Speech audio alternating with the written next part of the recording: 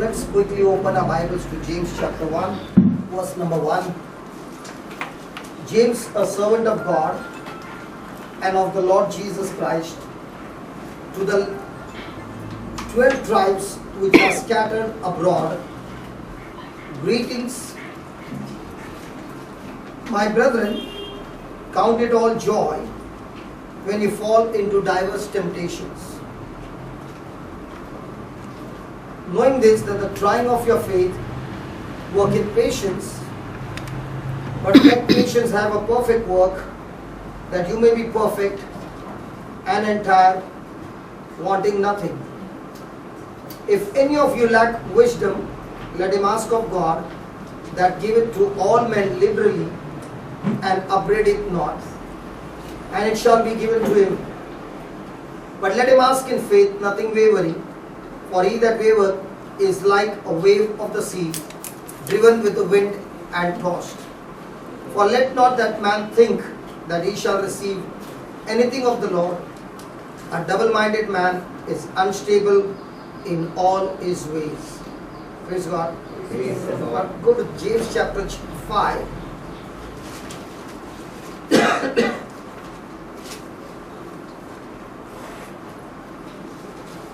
Verse number 7. Be patient therefore, brethren, unto the coming of the Lord. Behold, the husbandman, that means the farmer, he waited for the precious fruit of the earth, and has long patience for it, until he receives the early and latter rain. Be you also patient, establish your hearts, for the coming of the Lord draweth near. Grudge not one against another, brethren, lest you be condemned. Behold, the judge standeth before the door. Take, my brethren, the prophets who have spoken in the name of the Lord, for an example of suffering, affliction, and of patience. Behold, we count them happy which endure. You have heard of the patience of Job, and have seen the end of the Lord. That is the fulfillment of what God is going to do. That the Lord is very pitiful and of tender mercy. Praise the Lord. Hallelujah. Hallelujah. So in both these verses, in the beginning of the chapter and at the end of the chapter, James is talking about a word called patience and endurance. Hallelujah. Now, isn't she playing the guitar so well? Yes. Now, listening to her playing the guitar, how many of you got an urge that I should also learn guitar? Come on. Didn't get that urge? Yes. Yeah, and it was so smooth, melodious, so nice. Yeah? And now you went for the coaching classes, and the teacher said, you said, can you teach me a song? He said, no, I want you to only do tra, tra, tra, tra, tra, tra. So he gives you one chord and he says, throughout the day you do that. Now when you are doing that, your fingers are hurting, come on. Might even start bleeding, come on. And all that you are doing is tra, tra, tra, tra. And all the people at home are also fed up with that. Okay? Throughout the day you are doing only tra, tra, tra, tra. Did it happen? Did it happen in the initial stage? Mom was getting fed up? Huh? See, Holy Spirit knows everything. And then came impatience. Then comes impatience. Because now you are, discouraged, because at home also everybody is saying, what are you doing, Metrata? You don't know anything further or what? And you are going to the teacher and saying, can you teach me a song? He says, no, tra, tra. Now when such things happen, you lose your patience and you quit. There are so many of us who got pregnant of learning the guitar. Because of tra, tra, you aborted the baby. You also did that? Hallelujah. Or might be some people wanted to go for a cooking class or some cake making class or whatever.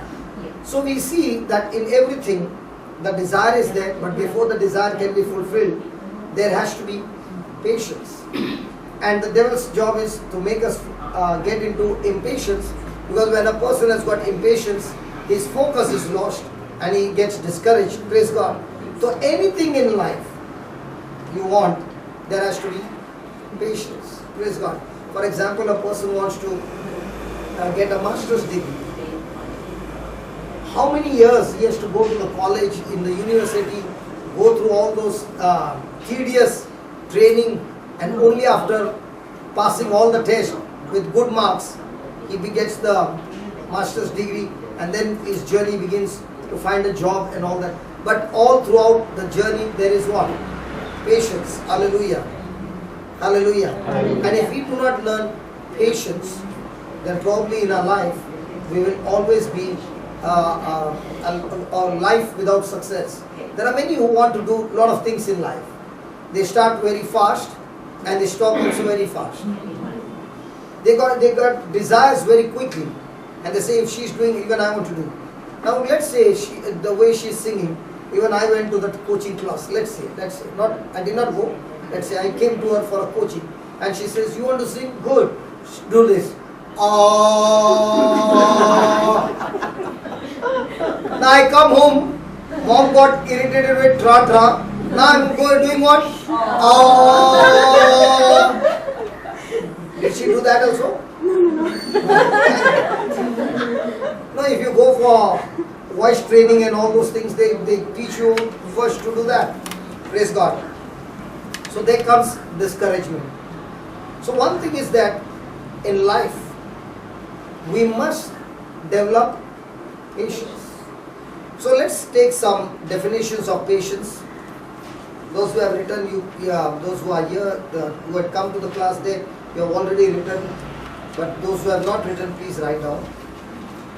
Patience means to bear up under great pressure. Patience means to be able to bear up under great pressure. Patience means to be able to bear up under great pressure.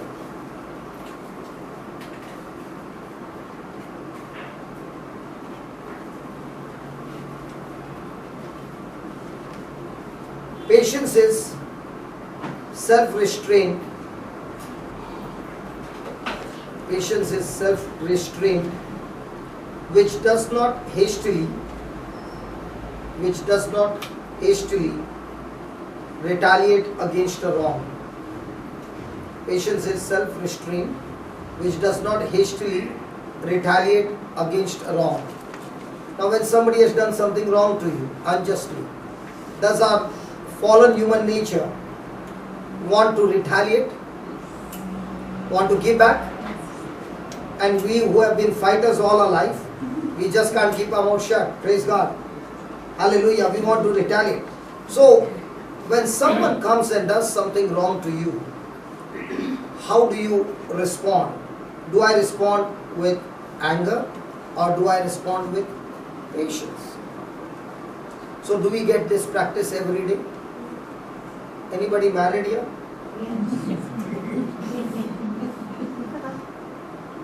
Do you get practice every day? Yes. Now, when I said anybody married here, quickly you jump to the conclusion, my spouse. I'm not talking about the spouse. I'm talking about the children. See how misinterpretation makes. My children don't give you impatience? Yes. Come on. Yes. But the ladies will quickly jump on the husband. Praise God. Hallelujah. So, how do I respond, with patience or with anger? Do we get this training every day? Yes. Now please understand, patience is a must for a Christian life. God gauges spiritual maturity not based on how much Bible you know, how much you can sing, how much you can serve, but how much can you operate in patience. Praise God. The next definition is, patience is the ability to accept delay or disappointment graciously. Patience is the ability to accept delay or disappointment graciously. So how do we deal with delays and disappointments? In today's world, people they speak about their promises. They promise. Do they keep their promises? So are you disappointed? Nobody is disappointed. You are in a hurry and then comes a traffic jam. You are caught up in a traffic and you wanted to come here. And now when you came here, everybody is looking, what this is a time to come. Hallelujah. Now all those things run in your mind. How do you take it? Life is all about opposition. And in this life, it is all about every day, there's only one thing. How much can I endure? How much can I bear up under pressure? Now, if you see the flight, okay, when the pilot brings it at the runway, the plane is thousands of tons in weight, and he brings it on the runway. Now, if he uses his common sense will say what? Such a heavy body, can it go in there? Right? What makes the plane fly? Anybody? The wings. The thrust. Opposite thrust. What is that? Winds. The wind. Because when it goes on the opposite side, when it is going at a speed, at a great speed, the air that he cannot see, can he see the air from the window? No. But the air comes against it, and the air is what builds the pressure under the wings, and it is the air that picks up such a huge body. That's why, what is turbulence? Sometimes, when you're going by flight, you feel like you're going sudden. What is that? There is an air pocket. Where there is no air, suddenly the plane goes down in a jerk. Praise God. Hallelujah. So also in our life, it is the opposition that is coming against you, which is going to take you to a great height, provided you fire the engines. What if the pilot goes halfway and says, oh my God, what if it doesn't take off? And he slows down the plane. You know where he'll go? Into the wall. So how many of us on the runway, we have gone into the wall? And come back injured, crying, swollen. Come on. Yes. So what are we supposed to do? No matter what. Can I see the air? No. But has God given me the engine? What's the engine? The engine is your tongue, that you are speaking the scriptures. And when you are speaking those scriptures are building what? Renewing your mind. Okay? Now what happens to your thoughts that are discouraging you? You are captivating those thoughts with the words of God coming out of your mouth. Praise God. Please remember, our mouth has got power of life and death. So when you open your mouth and you speak those scriptures, it is like a net, invisible net. It goes and catches that invisible thought that is coming against you and begins to arrest that thought and make it a prisoner.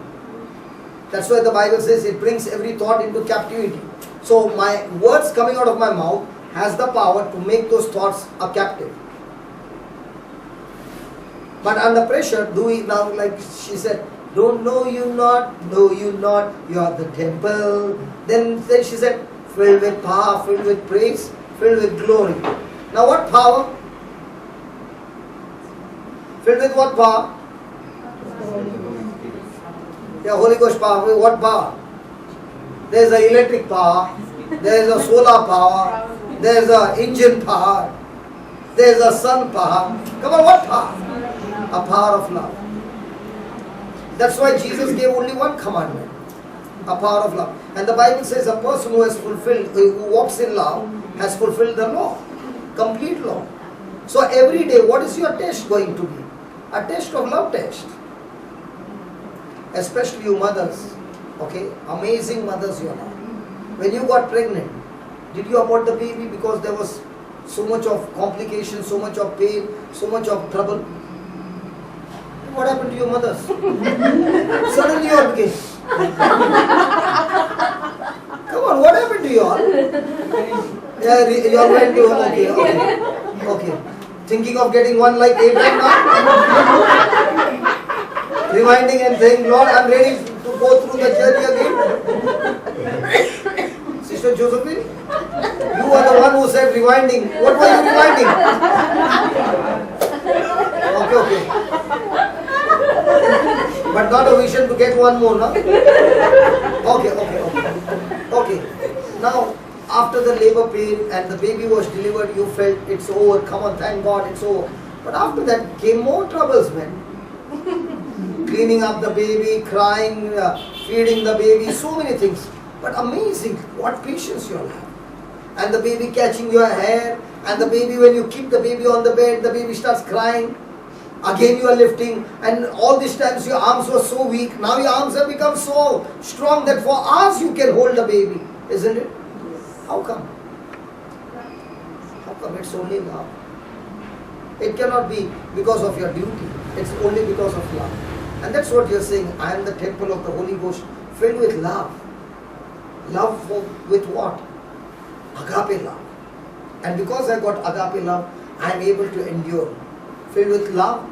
And because that love is genuine with me and my God, now when the opposition comes, I'm not looking at the opposition, I'm praising God and I'm saying, God, I thank you that my agape love is going to set this person free. Just as your agape love, God, Jesus on the cross, has set me free from my bondage, you never caught my collar and said, come to me. You let me do what I wanted. But your agape love kept chasing me till one day I broke down and I said, Lord, with my own choice, I give myself to you as a servant. I want to be a prisoner of you. Lord, captivate me. I want to be with you. Amen? Amen. Hallelujah. Hallelujah. So even though there is delay, there is disappointment, remember, we are always in hurry. God is never in hurry. Joseph, he gave him a dream. And when did the dream get over? Might be 13 years later on. Hallelujah. David was given a prophecy that he would be a king. After so many years, he became a king.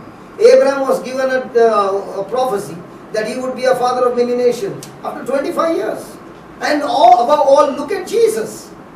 The Son of God lived a perfect life. He also had to wait for 33 years. So is God in a hurry?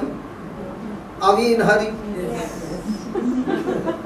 Ask your neighbor, are you in a hurry? What is your neighbor saying?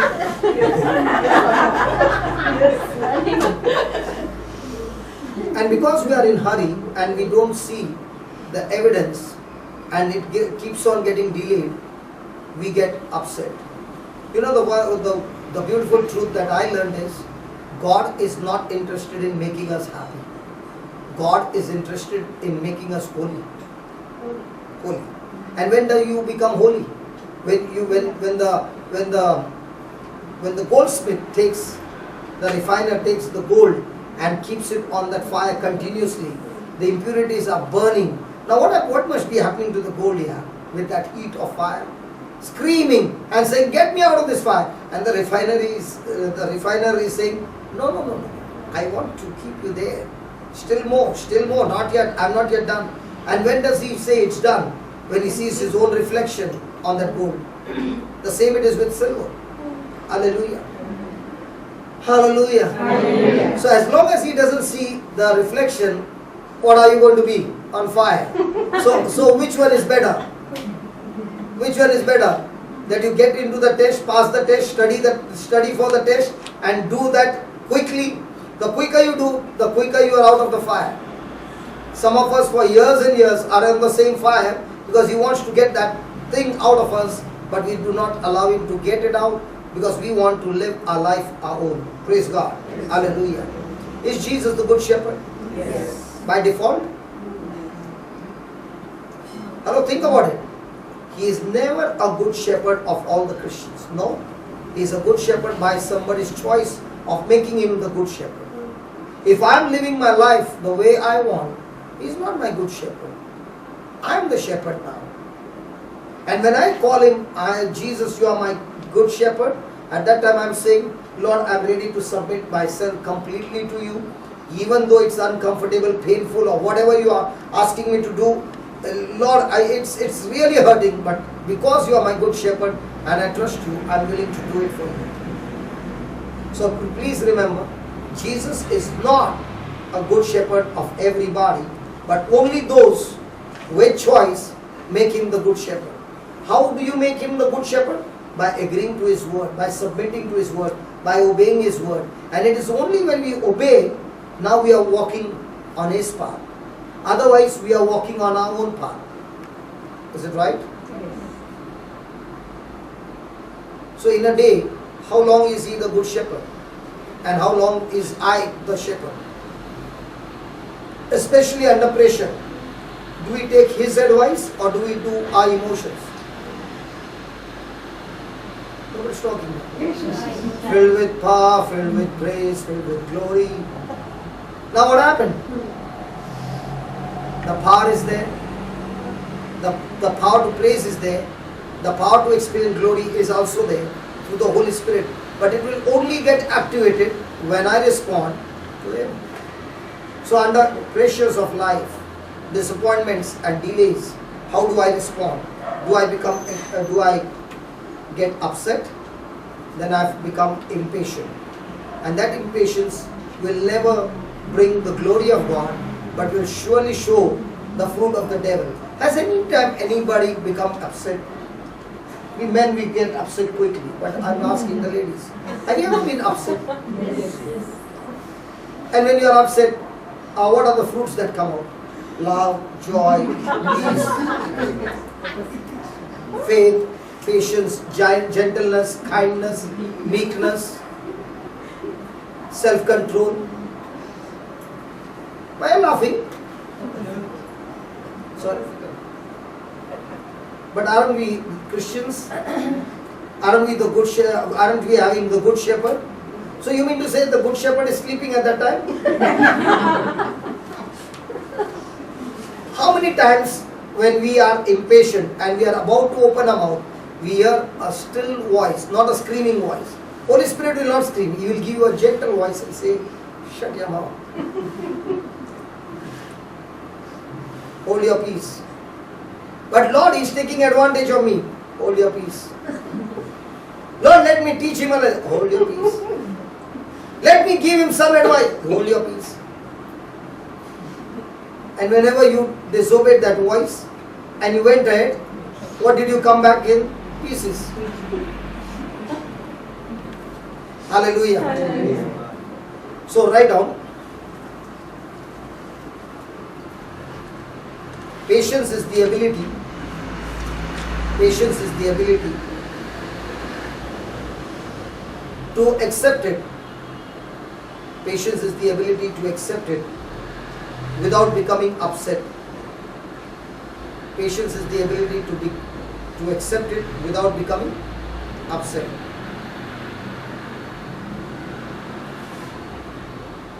The next definition: patience is the powerful attribute. Patience is the powerful attribute that enables a man or woman, a powerful attribute that enables a man or woman to remain steadfast,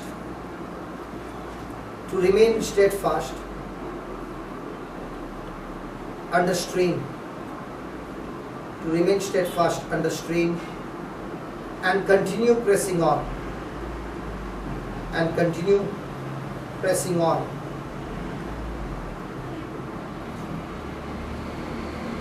Praise God.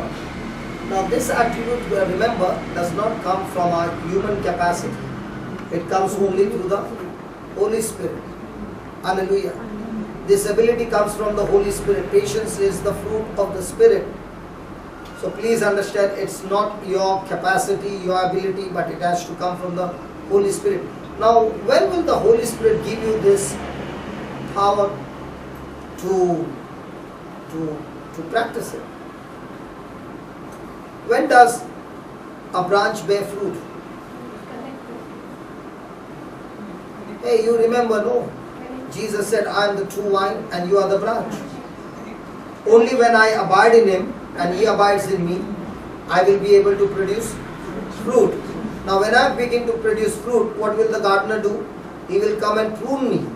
Now is pruning going to be painful? Yes. Is it going to bring things which you dislike? Yes. But in that pruning, again in that pruning, you are agreeing to God. In the pruning time. Now will you produce excellent fruit? Yes. So has God put some people in your life whom God is using to prune you? Are you praying to God to get them out of your life?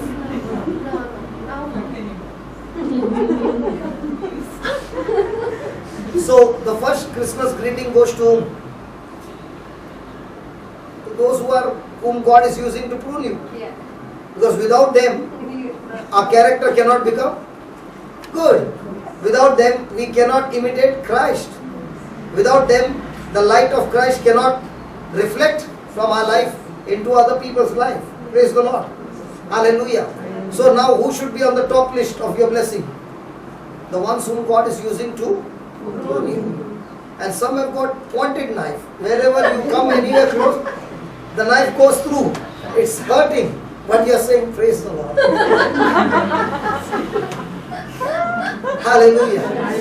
Now tell me honestly, if there is pus, I don't know what you call that, pus, a wound, the yellow thing, okay? As long as it is there in the body, will it cause pain? Yes. No. And if the doctor has to remove the pus, does he need to cut it using a knife? Come on. So if you are going through some pain because of somebody, the pus is where? In you or in that person? In you. So is he going to use the knife? Yes. So when he is using the knife, why is he using the knife? To get the pus out. So if I am going to develop endurance and patience, and I bear under pressure with the attitude of love, now will that pus go out? Hello? Some of them are somewhere. They are thinking, oh, hallelujah. So if anybody is going through pain, where's the pus? In me or that person who is causing pain? So who needs to change? And all the time, what's my prayer? Change their heart, oh Lord.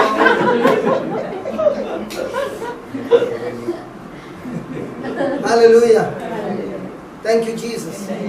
So is it giving us an opportunity to practice agape love? See, if these people were not there in our lives, we would have never been able to learn to operate in agape love. And the more and more you quickly practice it, believe me, you are actually enjoying the process, because when you are seeing the result, you go to the other room and you sit and cry and you say, God, I can't believe it, that I could do it. I can't believe it. How come I'm so gentle now? God, it's so awesome. Can you take me on a test again? It's amazing.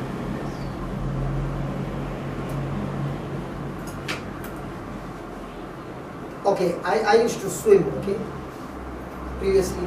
And I used to swim 5 kilometers a day continuously. Swimming. Now, is it easy? But when I used to practice and practice and practice, it was like, very easy. But did I need practice? But I was the same person when my brother pushed me in the swimming pool. Within a minute, I was so tired that I did not have strength at all, because I was struggling with that water. Now that same water which was trying to kill me, when I learned the technique, I could go for 5 kilometers non-stop and still be at ease. In the same way, the Lord is saying, I put you in a swimming pool. Might be you don't know to swim, but ask the Holy Spirit, He will teach you the technique. And once you learn to swim, now you can swim in that pool 5 kilometers and still be at peace. And all the others who are watching you from a distance are saying, my God, what a swimmer, man. In the same way, the people who are watching you are saying, what a Christian, man. Look at her. She's filled with so much of fruit of patience. Look at her. She's filled with so much of love. Look at her, so much of mercy. Look at her, so much of forgiveness. And they are attracted to you. Thank you, Jesus. I don't know what's going on in their mind. I don't know what's going on in their mind, Lord. See, those who have not heard this testimony, my brother took me to the swimming pool and he showed me 3 feet, 6 feet, 15 feet and 18 feet. That was the deepest. And he gave me one instruction. If at all you are pushed in the water, remember, don't scream. Because if you scream, you are underwater, water will go in. 2, no matter what happens, keep shaking your hands and legs any way you want, but don't you stop. You will surely come up. Is that clear? I said, yes. He said, I will show you the water, how clean it is. Come here. And he threw me. He did not push me, he threw me. Okay? And then I remember what he said. I did not scream, I began to hit. Now when I came up, my mouth came up, I stopped my hand and I'm showing him my hand and calling out. Within seconds I went in. But by the time I went in, I had a good water and now I'm struggling again. Second time I came out at the surface and my brother is watching me but is not coming. And I'm struggling and struggling. Again I went down. And the third time there was no more strength. I gave up. When I gave up, he came and brought me out. And he made me sit and said, don't go anywhere. Watch me. And he dived and he began to swim. And I began to sit there and wonder. He and I have come from the same mother's womb. If he can do it, why not I can? I can't do it. Okay, he said, sit here, I'll take a round and come. He took a big round and he came and I was looking at him. How much is he tired? He's just normal. He said, are you ready? What should I say? What would you say? No. Yes. Huh? Sorry? Then you will never learn. So I said, yes, I'm ready. And the same thing happened 3 times. The 4th time he said, are you ready? I said, I'm ready but no strength. The next day morning, he asked me the question, are you coming with me? What would you say? I said, I'm coming. And the next day I learned to swim from this end to the other side of the pool. Now the Lord began to teach me, if when you were learning the technique, you did not master it, the water had a power over you and you began to sink. But the moment you learned the technique, you could swim 5 kilometers. In my life, no joke, I'm not telling you a lie. In my life, I must have saved people from drowning, more than 100 people. Before I met the Lord. More than 100 people have been saved by me when they were getting drowned in the pool. So when I study these scriptures, he gives me examples of things that have happened in my life. And he says, if you could master that, you can master this as well. It's all in your mind. Because you had that zeal that I want to master it, I want to learn it. You are ready to go through that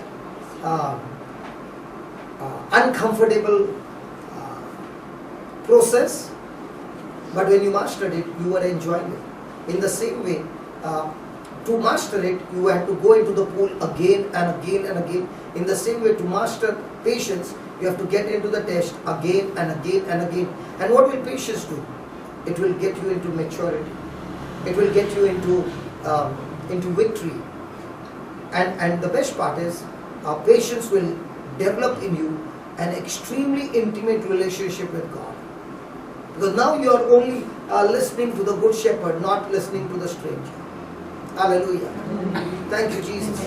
In fact, you will be saying, Lord, teach me the technique, Lord. I want to get into this test again and again so that I can pass the test quickly.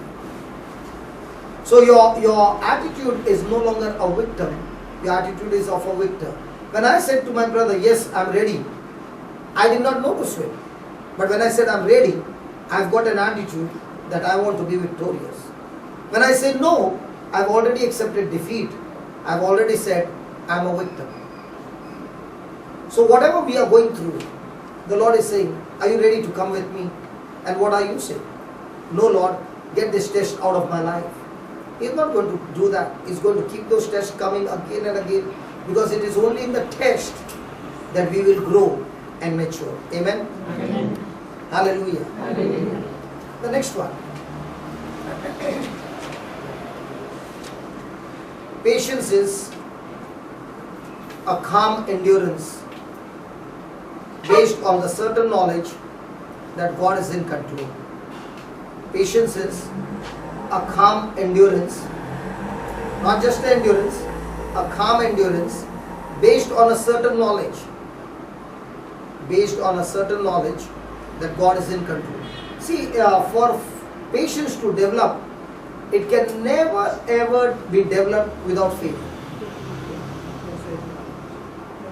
I repeat again, patience can never ever be developed without faith. Faith and patience are twin brothers. They always go together. You cannot develop patience without faith. What's the meaning? When I have faith on something, and that something that I'm believing for has not yet manifested, but I'm believing God that it's going to manifest in the future, but I'm believing that I've already got it. That's faith. Now when that faith is being tested again and again and again, and what I'm believing for gets delayed, I'm believing God to show up and it's getting delayed. Now when it gets delayed, what comes to me? Patience or impatience? So what does patience do? Patience helps you to be focused on that faith constantly and not give up. Are you following? Yes. And that's why he says that testing of your faith produces patience. So somebody will say, God, I want patience. In other words, he's saying, Lord, I want some tests, some trials in my life. And when my faith gets tested in these trials, then only I will have patience. Romans 5:3 says that, 5:2 says that we glory in God because we have access to the throne of grace. So we have got access in Christ to the throne of grace. We glory in God in that hope. Then he says, we also glory in God in our tribulations. Why? Because tribulations produces patience, and from patience comes character.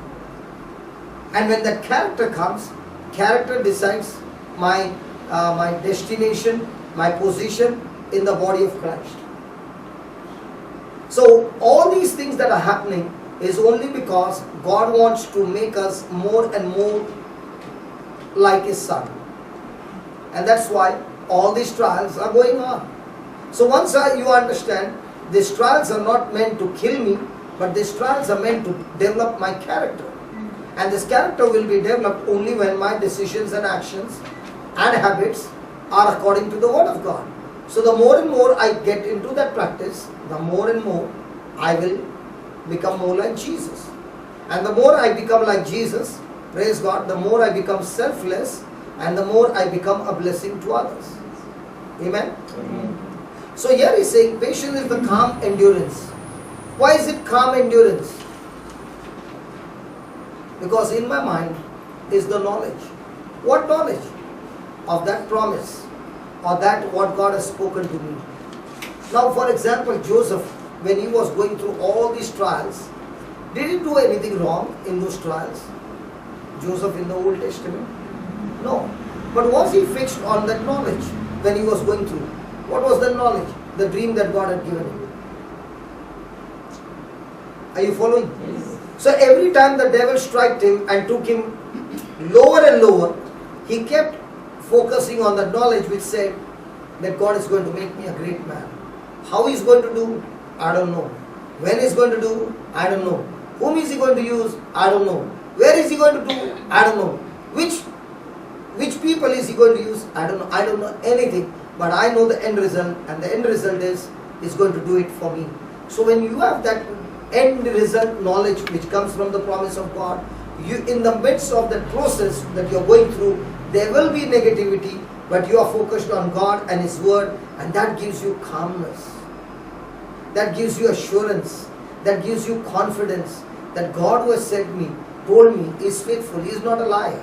If He said, He will surely do it. But I need to agree to Him. I need to walk with Him. I need to go together with Him. And when that happens, it will surely manifest in my life. Amen? Amen. Hallelujah. Hallelujah. The next one. Patience is the ability to put up. Patience is the ability to put up with people you did like to put down.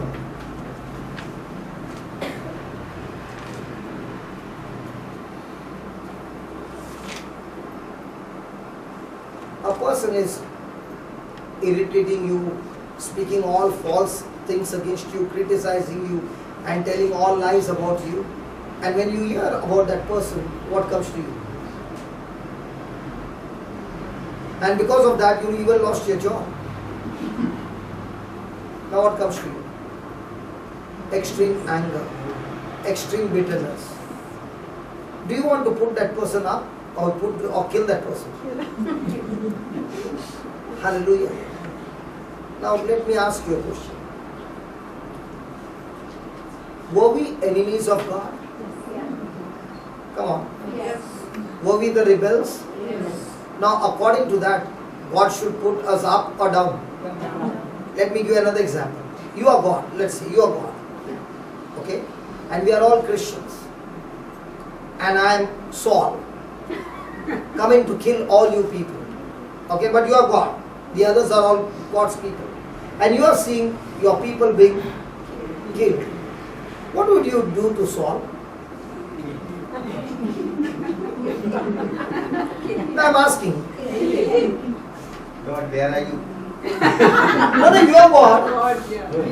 That's right. Now, when the tribulation is taking No, but you are God. How would you deal with Saul? Complete. So that he will not do it. That's Yes. the rest. Thank God you are not God. You wouldn't have got the truth out of the Bible. Saul would have got killed. Praise God. Thank God. Because our way of thinking is only Limitation. a limited thinking. You know what God is saying? Lift up that person. Don't talk anything against that person. Hand over that person to me. I know what to do.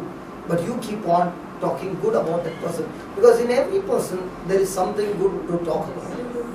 Correct? Yes. So, patience is when you want to literally tear that person up.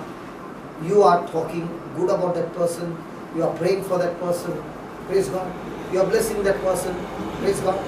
Now you are filled with what? Patience. Do you have some people that you want to put them down?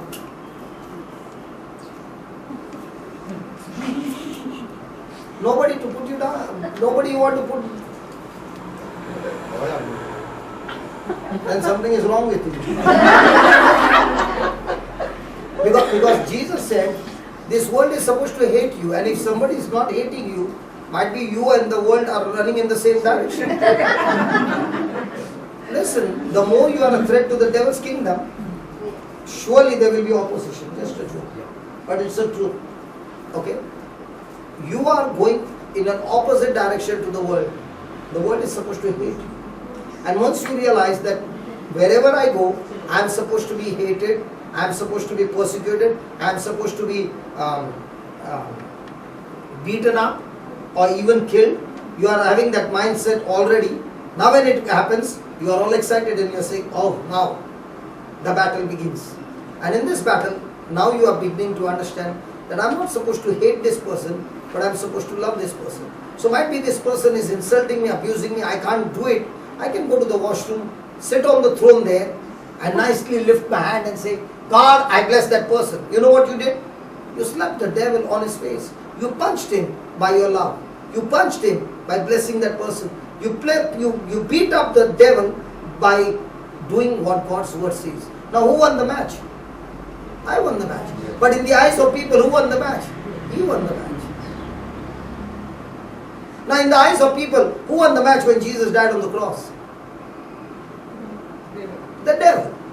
But in the spirituality, who won the match? So do you want to win physical matches or spiritual matches? So spiritual match depends on the person coming against you or my action, my response to whatever he has done. Praise God. Thank you, Jesus. When I come the next 2 months later on in October, I'll see all the husbands sitting next to the wife, and I'll ask them, how come you all came after such a long time? No, in these 2 months my wife has changed so much. So I wanted to know, what did you teach my wife? Now some of them who are listening, this is a woman's Bible class, okay? That's why only women I'm talking. Hallelujah. Thank you, Jesus. Praise God. Next one. Patience is accepting a difficult situation. Patience is accepting a difficult situation without giving God a deadline, without giving God a deadline to remove it. Without giving God a deadline to remove it. Most of the time our prayers are what? Deadline? Come on. And our deadlines are always after 10 years, right? Or instant. And are we accepting the difficult situation? Or in the name of Jesus. Come on. And the Lord is saying, you don't rebuke it. I've put that on purpose. Praise God. So that you change. Thank you, Jesus. Then patience is patience is an inner calmness. Patience is an inner calmness that comes from the knowledge that God is in control.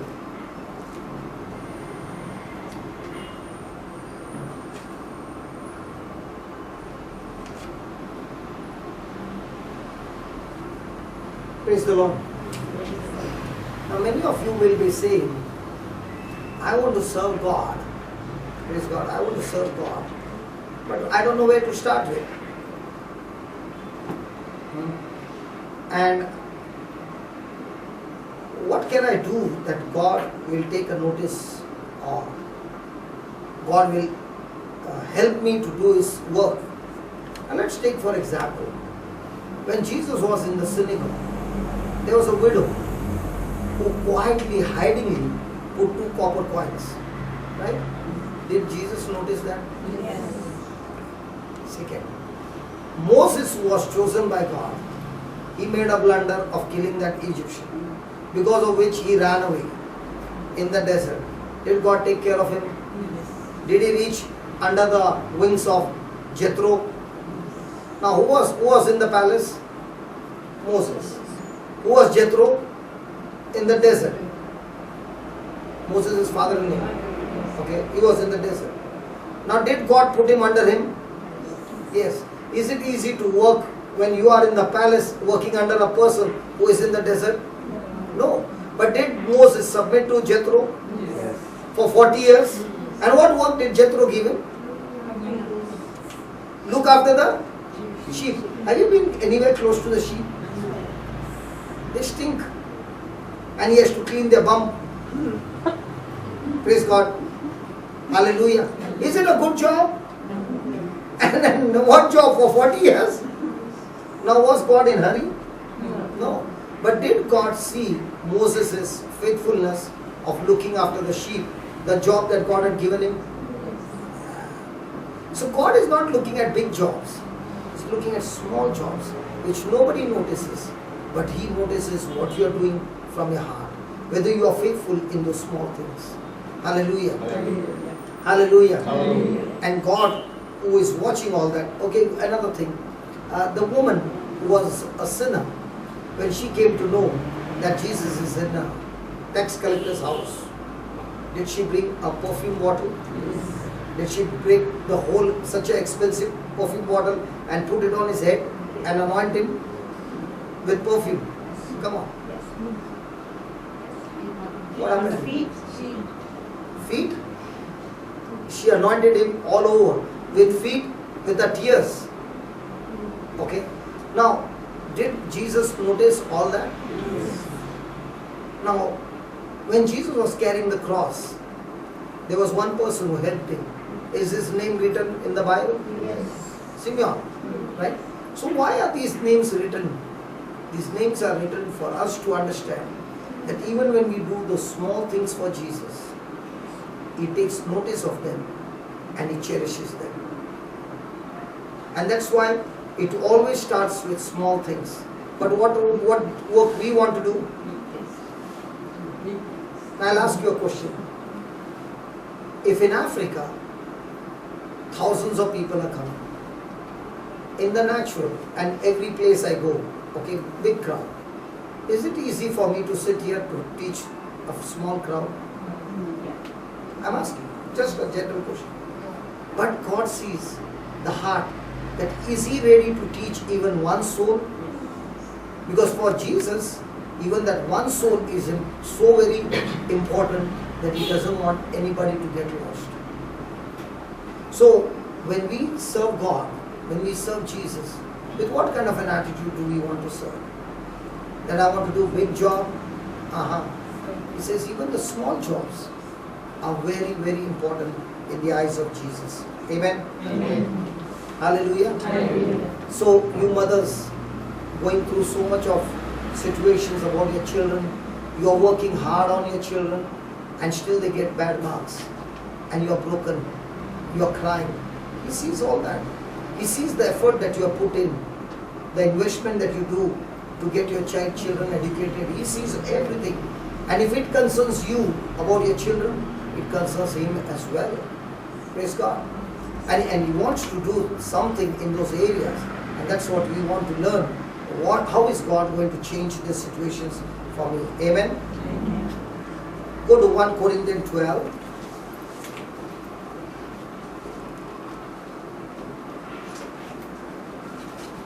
1 Corinthians 12, verse 18.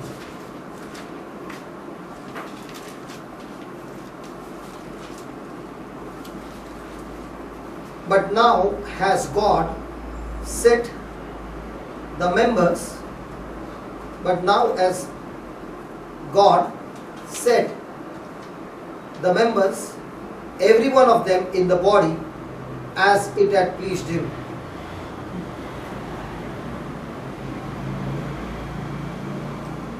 Praise God. Now, has He set the members there? Please, somebody read from your translation. Yeah? Same. Can you give me some other translation? But as God arranged the members in the body. Slowly. As God arranged the members in the body. Yeah, go ahead. Members of the body, each one of them is as He chose. Each of them as He chose. Okay. Now, has God arranged members in the body? Yeah, what is your translation? Says God appointed each limb and organ to its own place in the body. Okay. Appointed. Okay. Now, are we the body of Christ? Yes. So, who has arranged us to be associated with one another? God. So, if there are some organs, some parts which are irritating you, has God actually put them there on purpose? Yes. Now, has He put them on purpose to kill you, to destroy you, or is it for your betterment? But when you see those negative things, do you think it is better, it is for my betterment, or is it irritating us?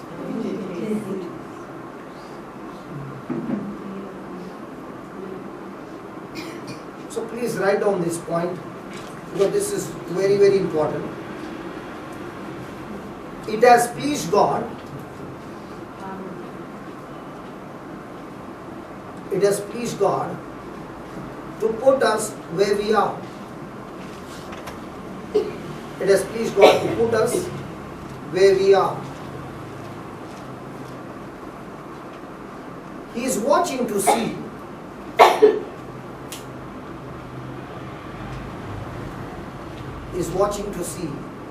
if we are faithful,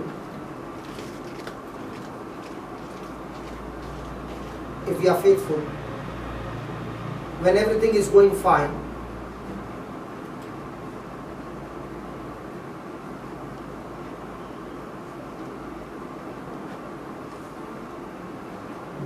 as well we are faithful. As well we are faithful in trouble or persecution or prosperity.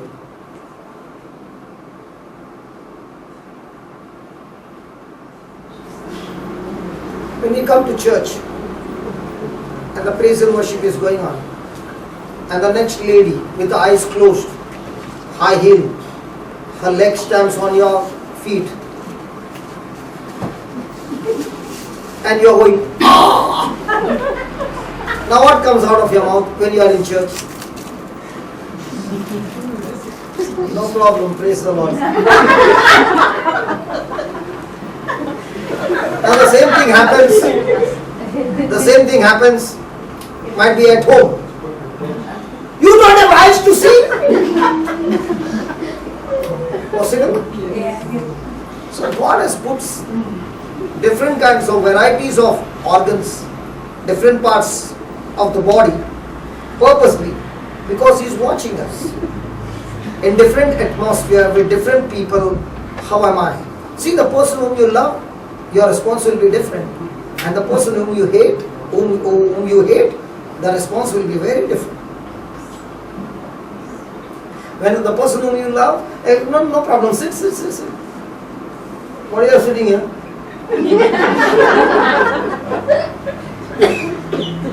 Hallelujah. So He's watching. Thank you, Jesus. Hallelujah. So write down, God calls us. See, God calls most of us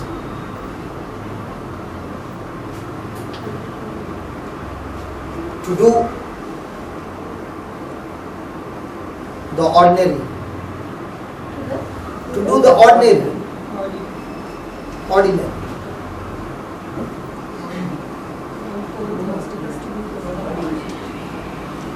We probably cannot see His purpose. We probably cannot see His purposes.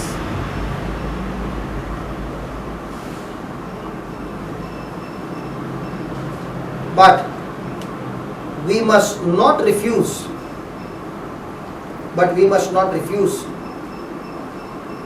To meet the needs. That He puts before us.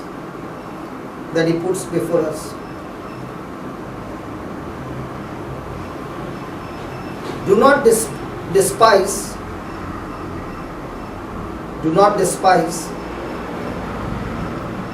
the day of small things.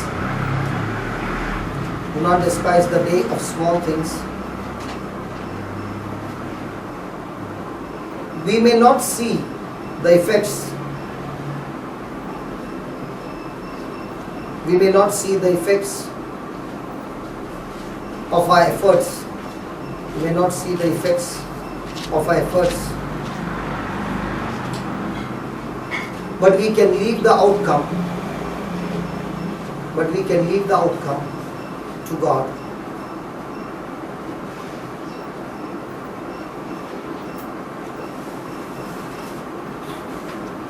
Hallelujah. So when I check into my life, it all started in the parking lot, on the streets, meeting people, and all those things. So it was all ordinary things. But the ones who got touched, they invited me to their home and they said, can I call my friends, my neighbors? And that's how it started. So I saw in my own life that things were all ordinary things, but there was something that God had a secret which I did not know at that time. But those ordinary things, when God saw the faithfulness, it brought blessings after blessings. It opened God's purpose in my life. Praise the Lord. Thank you, Jesus. Let me show you something else. John 21:22. John 21:22. Jesus said unto Peter, If I will that he tarry till I come, what is that to thee? Follow thou me. Then went this saying abroad. No, only 21. Okay. Now Peter began to ask Jesus, because John was a very close disciple of Jesus, always leaning on Jesus' chest. Okay. Peter was worried about John. He asked Jesus, what about him? And Jesus said, leave him to me, I will decide. You don't have to think about him. You follow me. So in our lives, do we have thoughts about many people? What about him? What about him? That fellow is doing this one. He's saying, don't worry about them. Give them to me. You follow me. So am I supposed to think about all those things, or what should be my top focus? Following Jesus. Now whom are we following? What he is doing? What she is doing? What's happening in this church? What's happening in that prayer group? So whom are we following? And then we have discussions. This one is doing that one is doing that. What is Jesus saying? You don't have to bother about what they are doing. That is between me and them. You. So when we get into other things, we get bitter, offended, and what happens is, when you see other person getting more blessed than you, and other things are happening more than you, now what comes to you? How come then?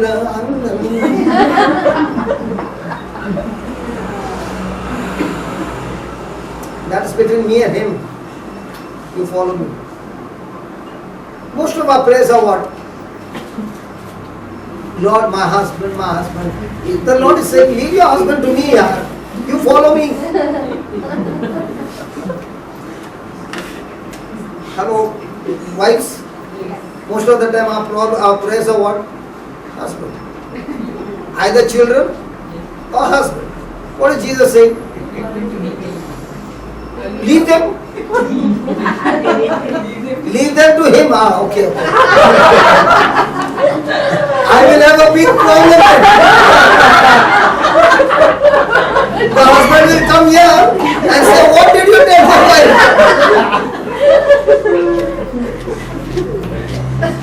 Praise God. Thank you, Jesus. Now because of that, how much are we irritated? How much do we lose our patience? But if we hand over those people in the hands of Jesus and say, Lord, you take care of them. As for me, I choose to follow you. And choose to follow you means I'm focused on you. I'm going to be obedient to your word. I'm going to follow your word. I'm going to agree to your word. I'm going to be submitting to your word. Now what is happening? The Lord is saying, that's what I want from you. Praise God. Hallelujah. So can the devil keep us distracted in worries and anxieties and get us into impatience? See, most of the prayers are this way, and the more you're praying, the more the other person is doing extreme negative. Now what comes to you? Impatience. So Jesus is saying, don't worry about him. Give him to me. I know how to deal with him. You follow me. Because when you follow him, Jesus will deal with that person. Hallelujah. Thank you, Jesus. You don't become God. Tell your neighbor, don't become God. Oh, sorry, goddesses.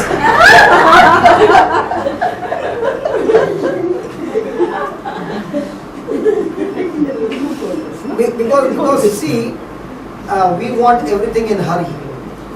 I did so much of prayers, so much of fasting. By the time that 2 months or 3 months of prayers are over, Lord, my husband should.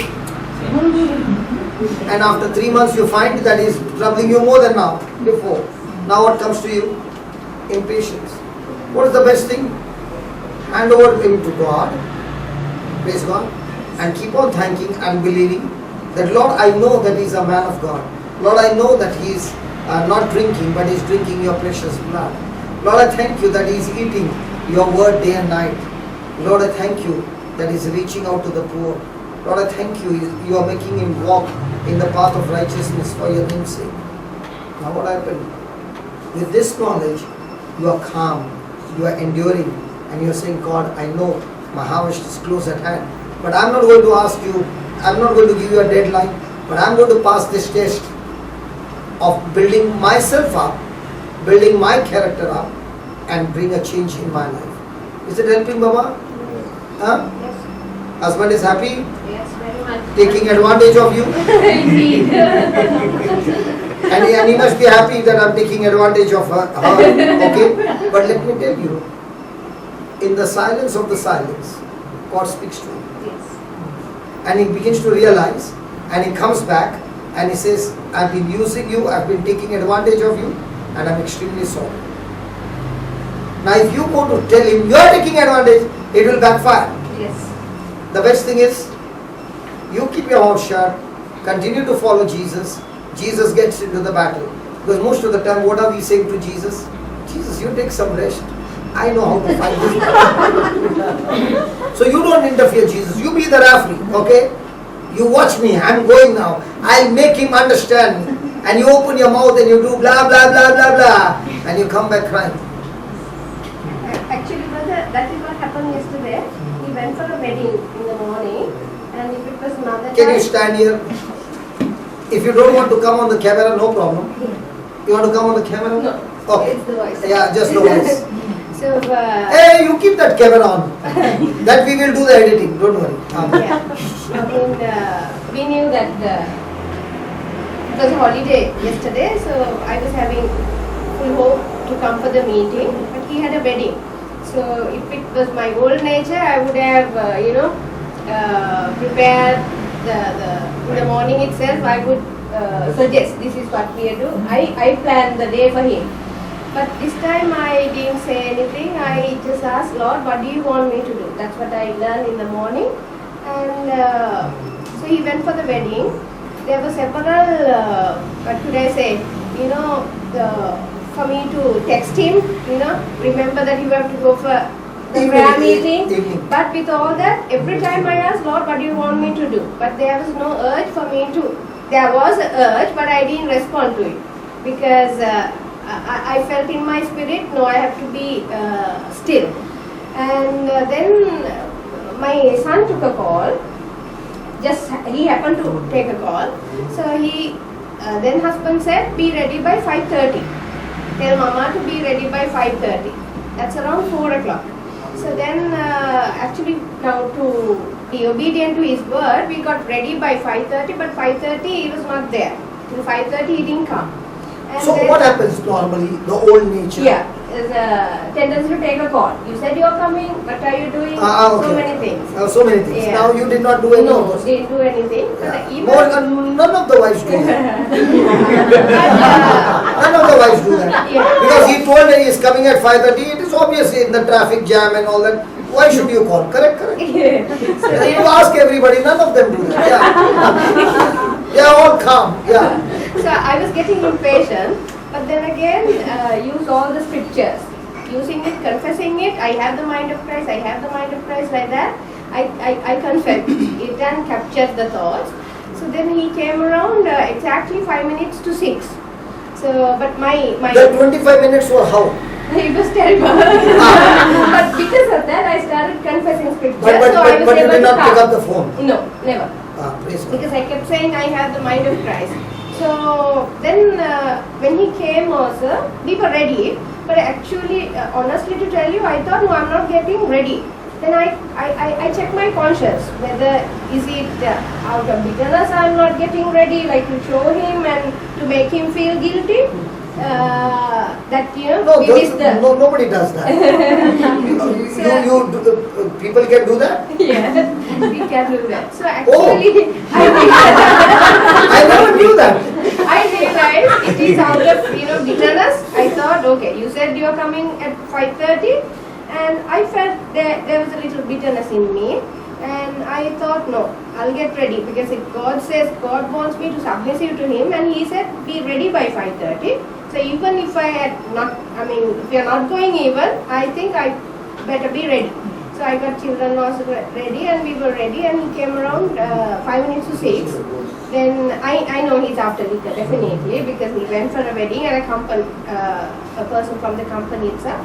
So I told him that we are ready because you told us to be ready. It's your choice. If you feel tired or whatever, you can take the decision that whether you go for the meeting or not. Then his body language, all that. Now he gave it in a letter, like you can say no to it. He said, actually, I don't want to go, but for the Lord I'm doing it. He has blessed me with so much. Today he was supposed to take leave and go for the wedding, but his boss said, no, you come to work and then directly from work you can come to work. So he said he has blessed me with such good people around me. No, somehow I must go. So we were able to come within like 40 minutes from Mahabagya itself. Even the traffic was till I reached the place. There was certain places I was getting impatient, but the Holy Spirit was teaching me, not to open my mouth and to give him direction. You take this card, that card. We are very capable to give them direction, or even to take them which route to take. He does the steering, but My God is molding me and making me through all these teachings. It's a blessed And then when he saw you so calm, he did not ask you what happened to him. He knows. He knows what? He knows from where I learn all these tactics. So he must be thinking, now my wife doesn't come as a as a boxer. Yeah, and over that he wants to send me to go over for the retreat, but that is too long. He said to Okay, no, I will give you even 5 days, no problem. Come. Praise God. Hallelujah. Mostly we want to give testimonies of healings and this. Actual testimonies are these in relationships. How am I able to overcome these things using the word of God?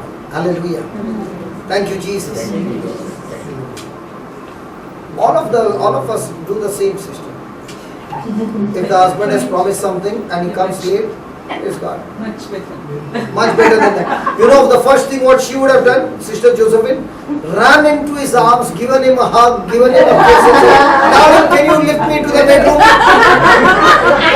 We are much better now. Acha, okay. I thought your response would be much better.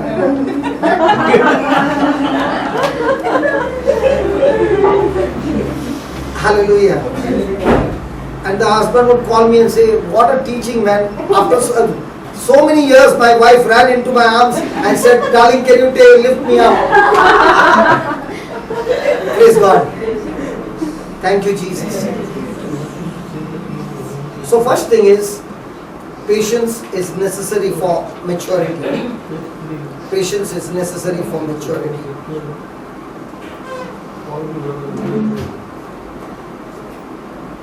Let's go to James 1, again verse number 2. Count it all joy when you fall into diverse temptations. Count it all joy when you fall into diverse temptations. And again in verse 13, there is a word temptation. Let no man say when he is tempted, I am tempted of God, for God cannot be tempted with evil, neither tempts he any man. That is James 1:13. So there are twice the word temptation. But the meaning of those two words temptation is entirely different. In one he says, consider it nothing but joy. And in the other one he says, God does not tempt you with evil. Hallelujah. So in other words, God is telling us that the test is of two kinds. One is a test that causes you to fall into sin. And that kind of test comes from the devil. And in the same test, there is also a test that comes from God, which helps you to stand strong against the devil by submitting and obeying the word of God. Now for example, she heard the teaching and she got the test instantly. Okay?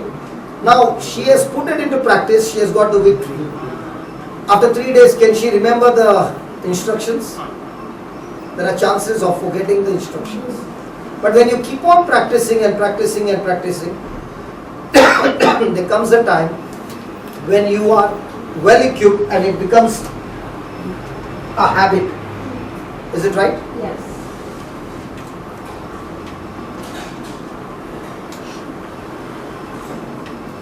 Praise the Lord. Hallelujah. So, God wants us to go through these kind of tests where He will help us to grow. Now, for example, when your husbands, especially, see how you all were a few years back and getting into the Bible study and practicing it. Now, don't they say how much you have changed? Now, the change in you is your maturity. Hallelujah. Now, what you studied, it was a classroom. Now, what we are having is a classroom study. But then, do you get practical to practice the test?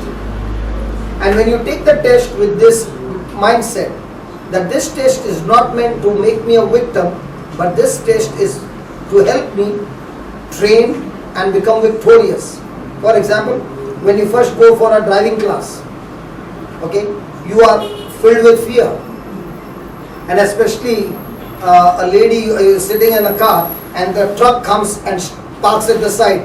When you put your head out, you just look at the wheel size and your head and this head size, they are both the same. Praise God. There are many who have that fear, and because of that fear they might get a license but they never drive. They got a license, but it might be while they were taking a reverse, the car touched somewhere, and from that day the fear has come, they never touch the steering. Now, is that person having a mindset of a victim or a victor? Victim. So in our life, we might fail, but the Lord doesn't want us to be failures all our life. He doesn't want us to be victim. So what does He do? He gives us the test again and again and again. So now with this attitude that I am going to no longer be a victim, but God wants to make me a victor, you are filled with joy. Because in this test, if I follow the instructions from God, then I will be getting success, and not only success, I will mature.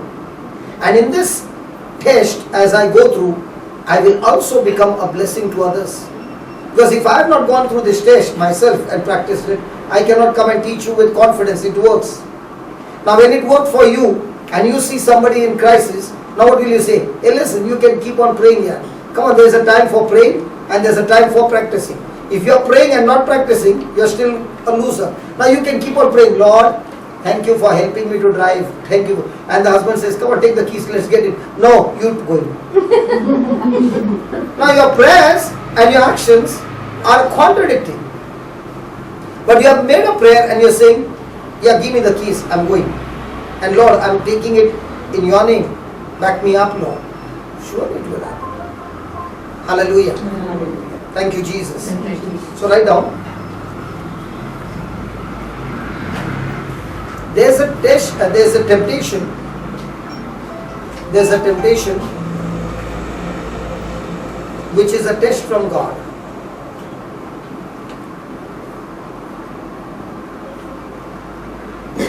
And there's a temptation,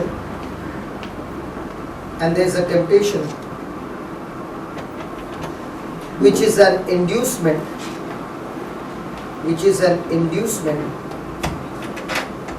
to evil, inducement to evil that comes from the devil.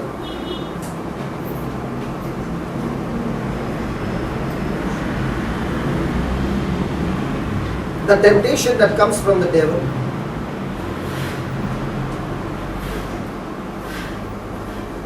is a temptation to sin.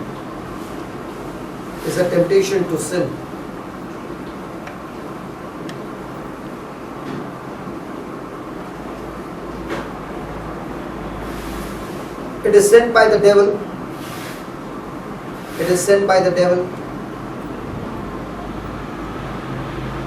To cause us to stumble.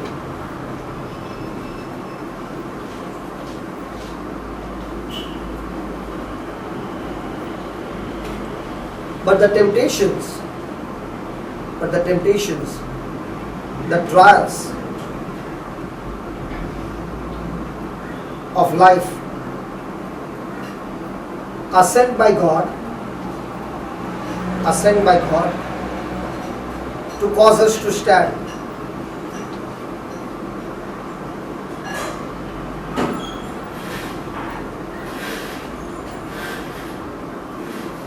God allows us to have trouble.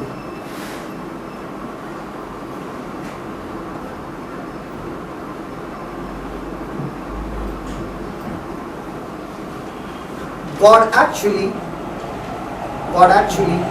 manufactures troubles for us.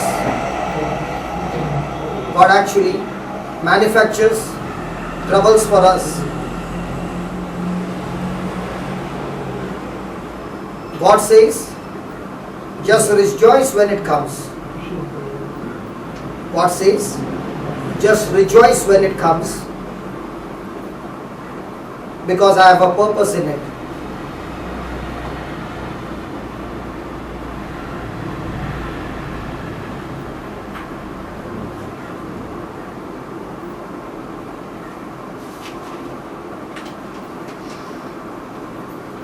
Praise God. Did you get that? So is God going to manufacture the trouble? Yes. Now you had learned the theory and you had not got the trial to practice. Would you ever get the understanding and the enlightenment? No. But that 25 minutes was the time when the Lord was teaching you. Come on, hold your peace. Now somebody will say, what is so special? Might be that it's not special for you because you are strong in that area. But somebody else is weak in that area. For that person, that can be like a mountain. Praise God. And what that person will be strong, you might be weak in your area. Praise God. So we all have strengths in one area. We have tremendous weakness in one area. So God wants to see the areas where we are weak. He's going to give us the test. Why? He wants us to be strong in those areas as well. Hallelujah.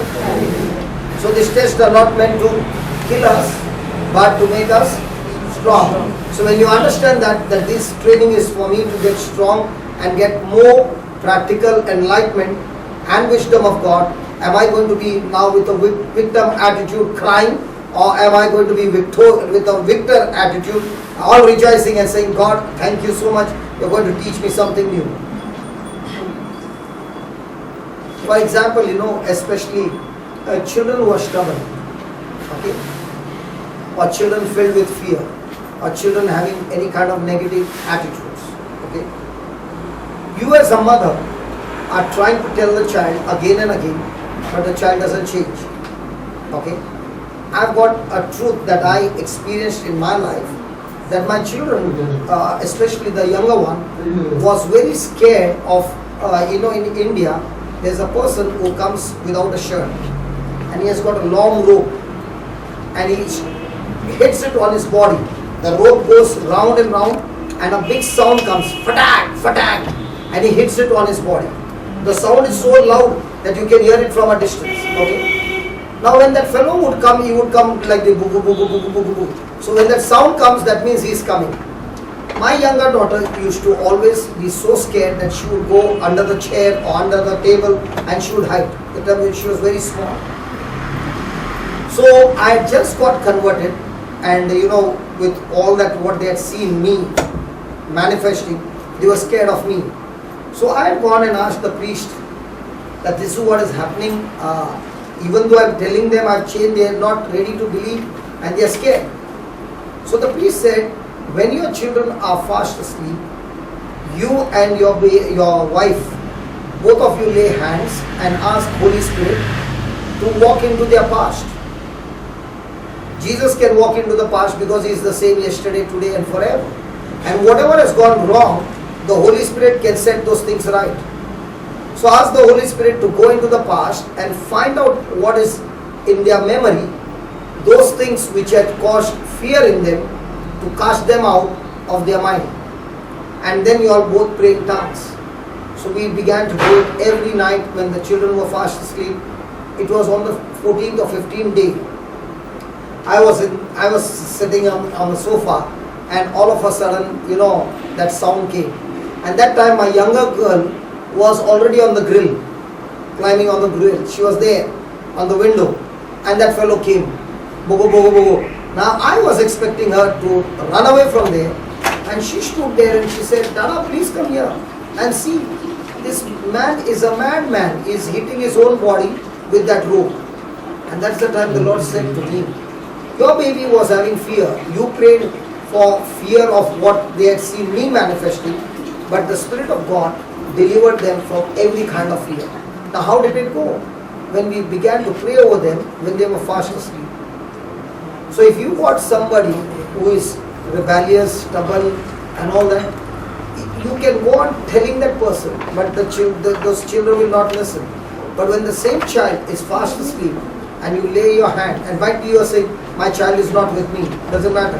Take a photograph of your child and lay your hand on the child, on the photograph, and start praying in tongues, asking the Holy Spirit to walk into their past and set them free from all those things.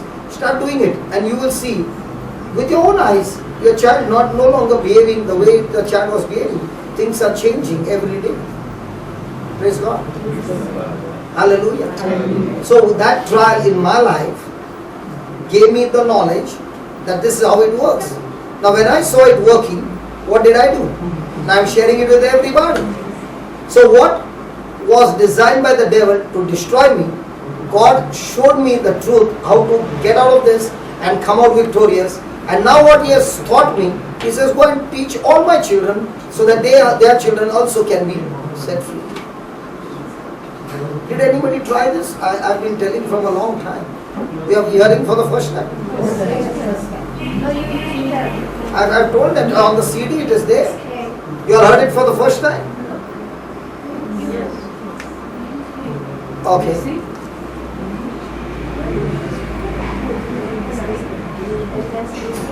Okay.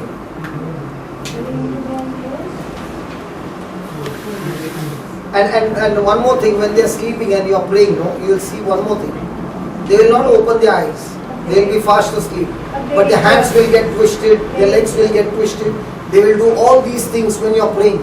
Actually what is happening is they are getting delivered by your prayers. They will jerk. I have seen. They will give a jerk. They will do some manifestation will be there as you are praying in tongues over there. And you will be amazed that so much of power God has given.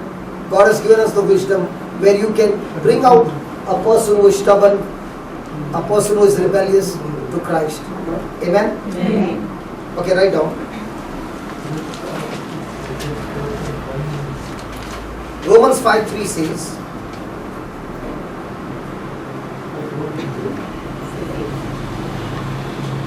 and not only so, but we glory in tribulations. And not only so, but we glory in tribulations also, knowing that tribulation works patience.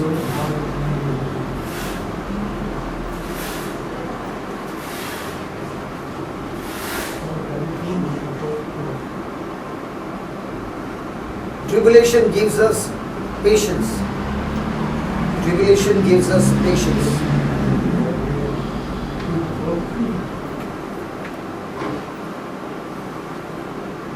God has a wonderful plan.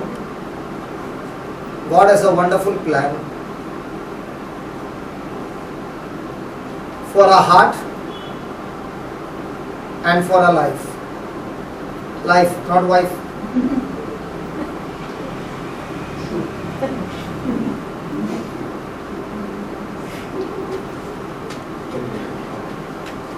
God has a wonderful plan for our heart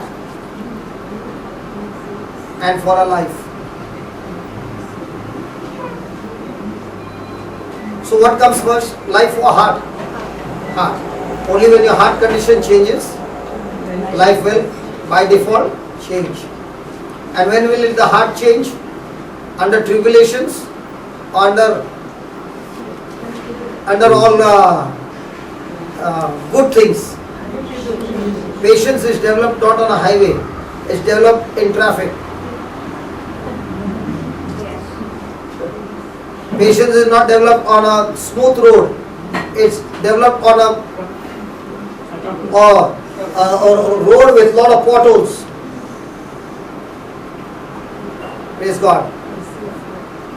So write down, trials work for us, not against us. I rebuke it in the name of Jesus. Trials work for us and not against us. Count it all joy when they come. Count it all joy when they come. Trials to the Christian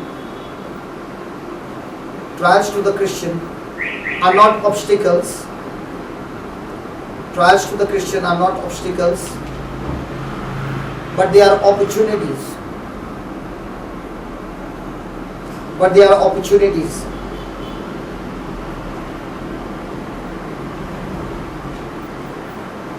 They are there for maturity. They are there for our maturity, for our completion.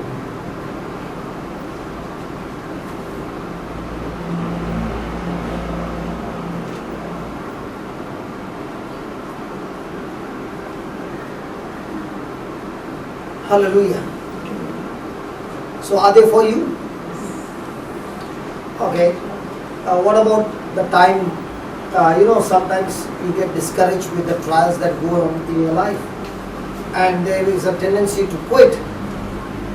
You got to look at a mango seed or any seed, such a small seed, but it takes a position to get fixed into that soil.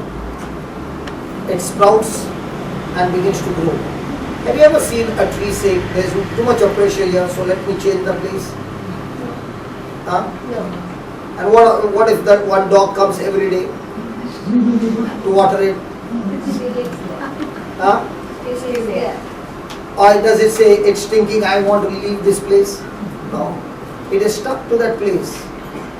And only because it's stuck to that place and every day it sucks the moisture from the soil and all that dirt, the dog, the cow dung and all that works as manure. In the same way in our lives, all that opposition that comes to us actually works as a manure for us to build us up. Praise God. And because the seed or the plant does not change its place or position but gets rooted in that place, it begins to mature and bring fruit.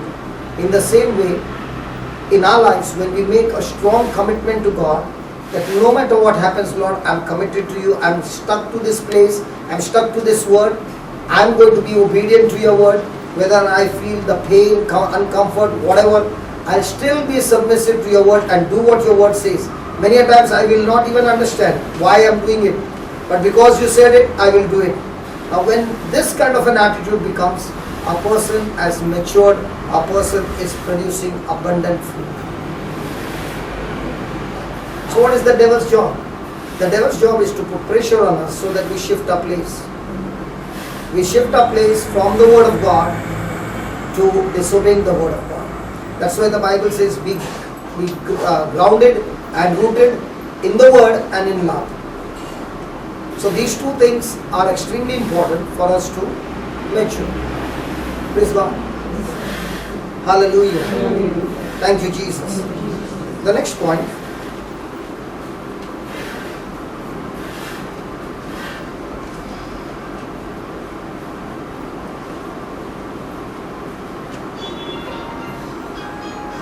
Okay, one example I can give you before we go to the next point is of a butterfly. Okay, a butterfly, before it becomes a butterfly, is a caterpillar.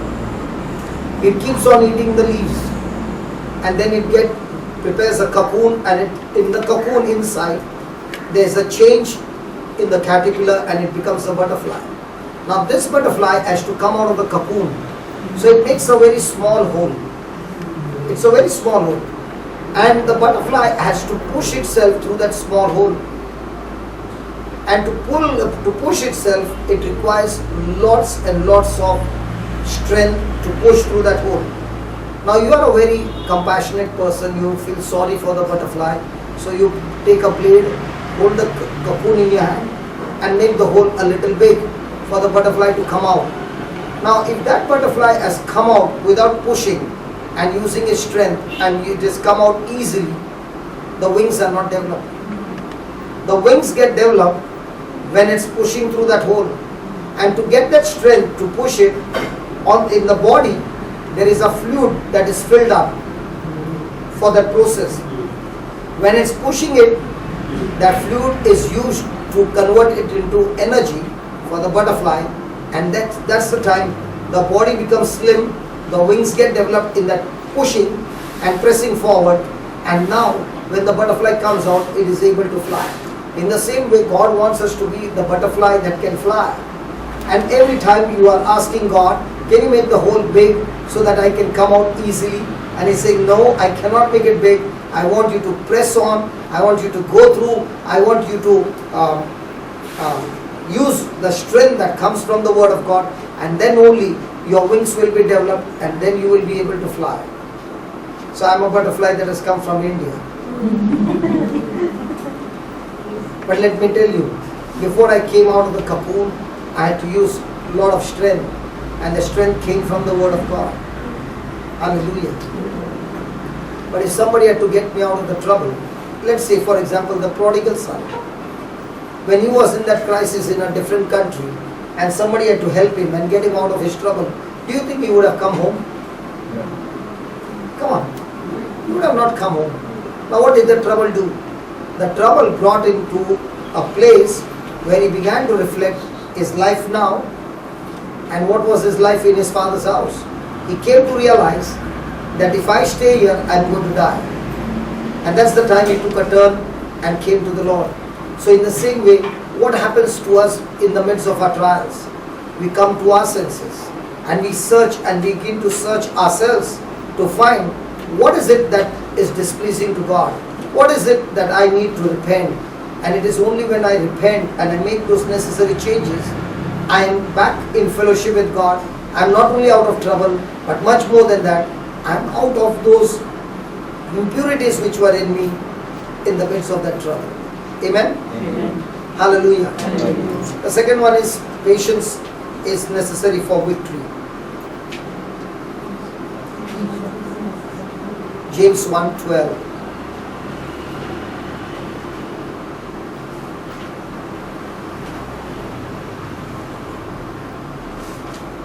James 1:12.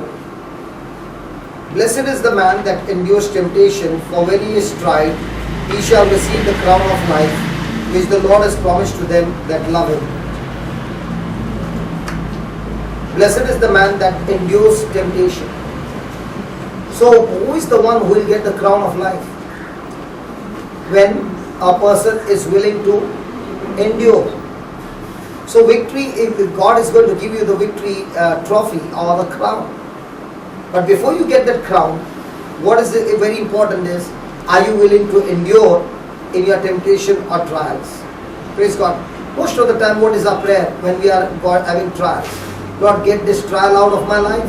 Or Lord, teach me to endure it, overcome it, and master it.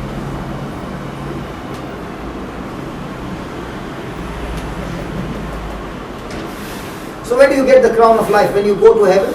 No. You get the crown of life right here on earth. You get a crown of reward when you go there. When He says, well done my faithful servant, come and take your place. But right here, He has given us the crown of life. And who gets this crown of life? Who are able to endure to the finishing line. So endurance is going to bring profit. It's going to bring reward.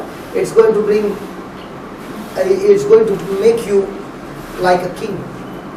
Who wears the crown actually? The king or the queen, right? Now, what is God saying? If you are ready to endure this trial, I'm going to give you a crown of life, which means I'm going to put on you a crown saying you are a king. Means what? A king rules over. In the same way, when you are able to endure temptations, you will rule over every work of Satan and get victory in your life. Hallelujah. Thank you, Jesus. Hallelujah.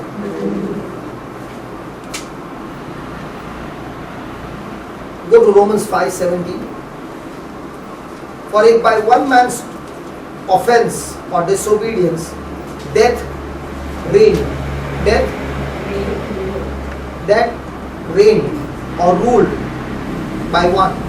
In other words, before Jesus is coming and dying on the cross, death was the most miserable situation in a person's life, because at death he would end up in hell. There was no other way. Hallelujah. So death ruled over the whole human race, and death was the most dreadful thing for a human, because he would end up in hell. But when Jesus came, look at what Jesus did. But much more they which received the abundance. Just read that 17, please. For if by one man's offense For by one man's offense death reigned by one, death reigned by one, much more they which receive abundance of grace abundance of grace and of the gift of righteousness and of the gift of righteousness shall reign in life, shall reign in life, shall reign Reign in in life. shall rule in life by the one Jesus Christ. Now, how am I going to rule over all my trials and temptations? The first thing I need to understand is that I had a sin nature in me. Even if God has to forgive me my sins and I have that sin nature, I will go back and commit more sins. Praise God. Now, Jesus' blood can forgive my sins, but Jesus' blood cannot destroy my sin nature. Now let me give you an example. A person has got cancer, and the person is praying, and the cancer began to spread all over. That person did not get healed. Now that person died. The moment that person died, what happened to cancer? It died with that person. In the same way, we were slaves of the devil. And through Satan, we had a nature of rebelling against God, a nature of rebel or selfishness. Now, if Satan is my master and I'm alive, he can make me work day and night because I'm a slave. But one day I die. Now the moment I die, can he make me work? No. So the moment I died, what happened? I'm set free from my slavery. And when I died, everything in me died with me. Praise God. Now what did God do? He took Jesus as our substitute, and Jesus died our death, because the Bible says the one who commits sin dies. Jesus committed no sin. He could not die. So what did God do? He took our sin, put it on him, and now he qualified to die. And he took his righteousness and put it on us so that we could live forever. Do you understand? Now when he died, because he had committed no sin, God raised him from the dead. Now when God raised him from the dead, and I choose Jesus as my Lord, God and Savior, I get born again. That means what happened? My sin nature died with Christ. My sin nature was buried with Christ. And when God raised me from the dead, I was born completely new, not having anything to do that came from Adam. Are you following? Yes. So now I have received what? The righteousness of God. Means what? The very nature of God. 2. Because I had committed sin, I am supposed to be punished. But instead of punishment, God in His mercy, through the blood and sacrifice of Jesus, destroyed that sins in my life through His precious blood. Now what happened to the sins? They are gone. What happened to the sin nature? They are gone. Now instead of being punished now, through Jesus' obedience, God is now blessing me, which I don't deserve, which is called grace. So every promise of God is the grace of God. So I have now the promise of God with me. I have the nature of God. When I understand these two together, I can rule over everything that this nasty world is coming against me, and be victorious in Christ Jesus. Hallelujah. Thank you, Jesus. How many of us believe that we have the nature of Christ? We believe only with our just a mind, a thinking. But if we truly believe that I have the nature of Christ, then I will be walking like Christ, living like Christ, no longer living for myself, but living for God, living ready to sacrifice myself completely. Hallelujah. Thank you, Jesus. Thank you, Jesus. So please write down.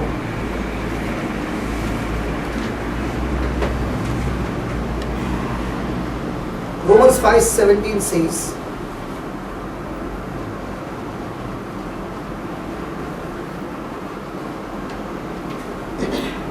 we who have received abundance of grace,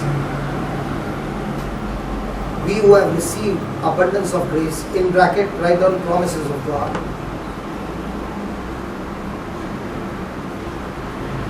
and the gift of righteousness, and the gift of righteousness shall reign in life,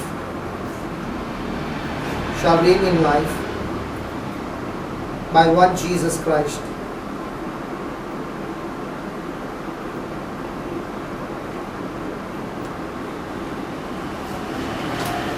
He is talking about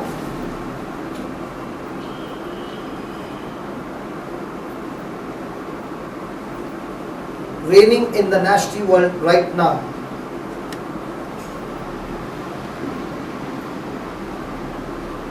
Reigning in the nasty world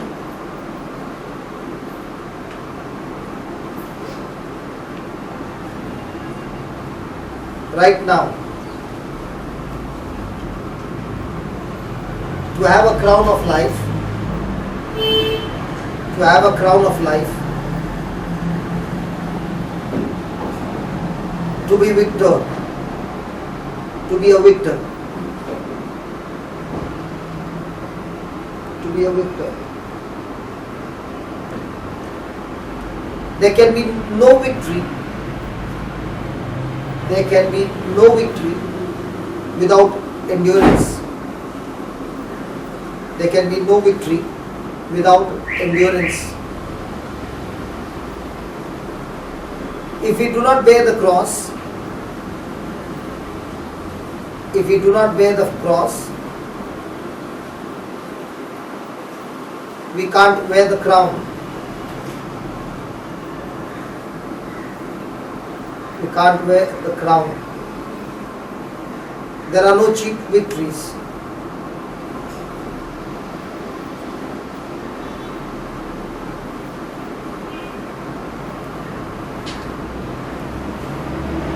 Corinthians 2:14 says,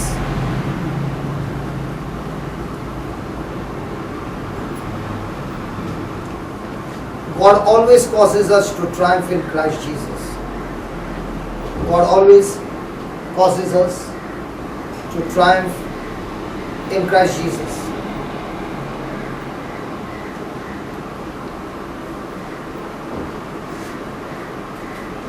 It looks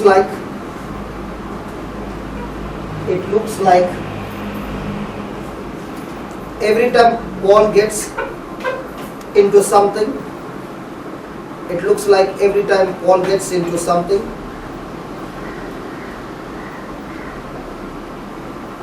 he just wins.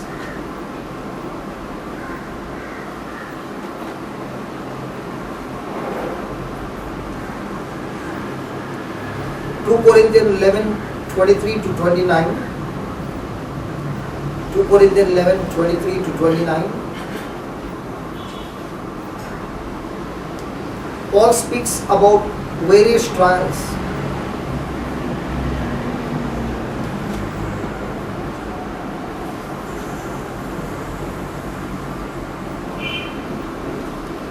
Each leading to death.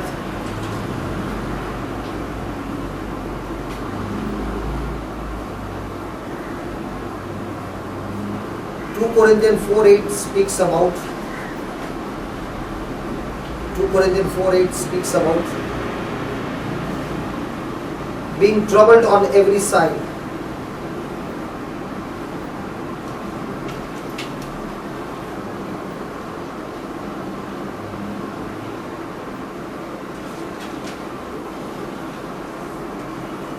Praise God. Just open 2 Corinthians 4:8.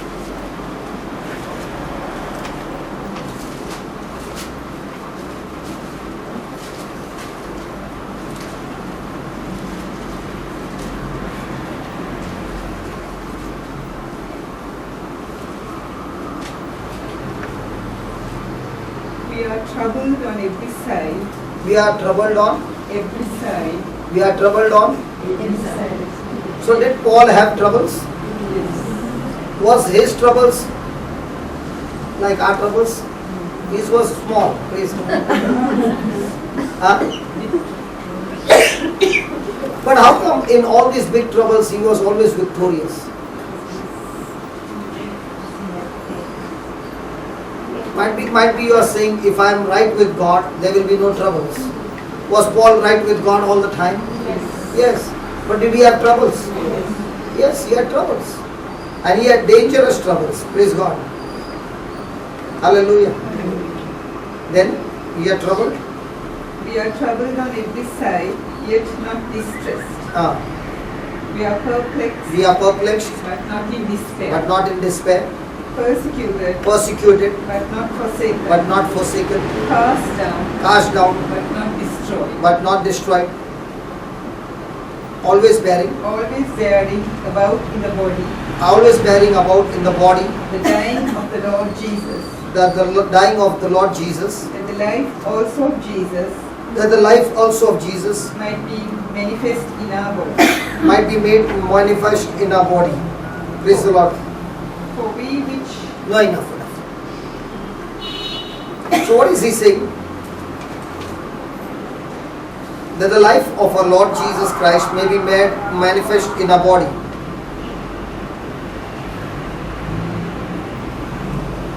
Read the next line.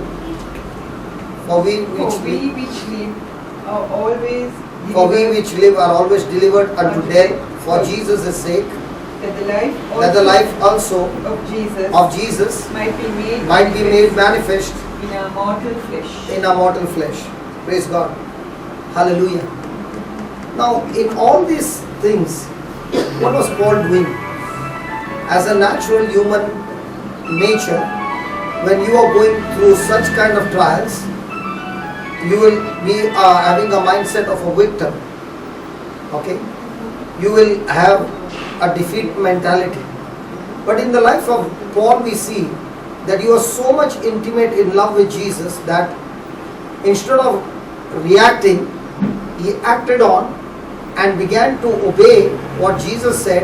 And in all this, what came out of him was extreme love, extreme forgiveness, extreme dependence on God. Hallelujah. Hallelujah. The very nature and character of Christ was manifested in the midst of suffering of Paul. Because when people would look at him, they could say, how can this man be so much at peace even in the midst of such kind of thing? How can this man not grumble? How can this man not complain? How can this man not have a mindset of revenge? How can he be so cool? Praise God. So in his own body, with the suffering that he went through, he was able to manifest God's glory and manifest Jesus alive in him, because it was not possible for any human being, but it is only because Christ in him was able to give him that strength so that he could walk that race victorious all the time. So when a trial came, he was more excited of the trial because he was going to learn something more from Christ and manifest more and more attributes of Christ in his life. Hallelujah. Thank you, Jesus. If Paul was not ready to bear the cross, would he be able to wear the crown? And why is the cross? The cross is where we get crucified. Crucified of what? Our selfish nature.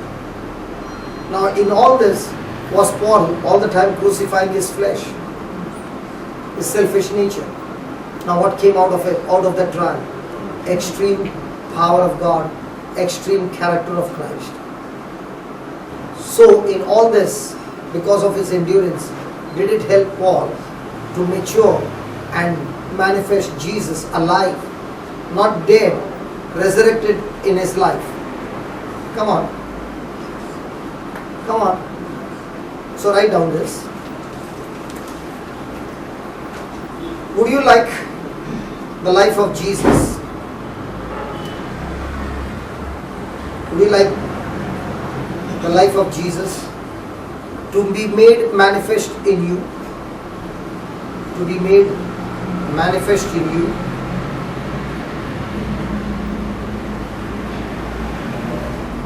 Paul said that